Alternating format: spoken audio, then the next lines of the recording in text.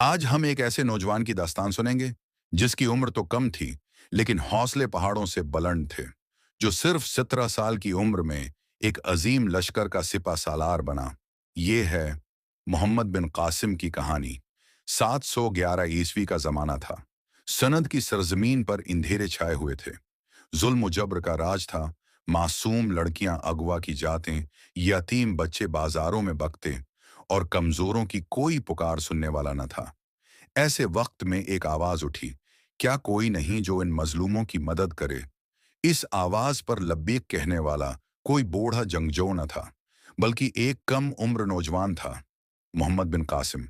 उसने लश्कर तैयार किया और माँ के कदमों को चूमकर कहा, उम्मा, दुआ देना कि मेरा हर वार अल्लाह के दीन की सरबलंदी के लिए हो। माँ की आंखों से आंसू बहे। उसने कहा, बेटा, अगर इस्लाम की खातिर लड़ोगे तो मेरा बेटा नहीं, मेरा शेर कहलाओगे। मोहम्मद बिन कासिम ने घोड़े पर सवार होकर फौज के सामने ललकारा, मुसलमानों, हम दौलत के लिए नहीं लड़ रहे, हम अल्लाह के दीन के लिए लड़ रहे हैं। हम मजलूमों की आहें खत्म करने के लिए लड़ रहे हैं। ये सुनकर सिपाही जोश से पुकारे, अल्लाह अकबर। महीनों तक लड़ाइयां हुईं, दुश्मन के किले टूट गए, और आखिरकार देबिल की सरजमीन पर इस्लाम का परचम लहरा दिया गया।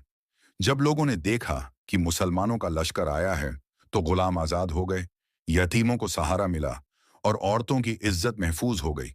लेकिन मोहम्मद बिन कासिम की अजमत सिर्फ तलवार में न थी, बल्कि उसके इंसाफ में थी। उसने कहा, अगर कोई गैर मुसलिम भी जुल्म का शिकार होगा, तो इंसाफ उसका हक है। ये सुनकर लोग रो पड़े और बोले, ये हकमरान हमारे लिए रहमत है न कि बोझ। लेकिन अफसोस, जिस नौजवान ने एक सल्तनत को रोशन किया, इसी को दरबार की साजिशों ने खत्म कर दिया। वो कैद में डाल दिया गया और वहीं शहीद कर दिया गया। मोरखीन ने लिखा, मोहम्मद बिन कासिम जिस्म से छोटा, लेकिन ईमान से पहाड़ था।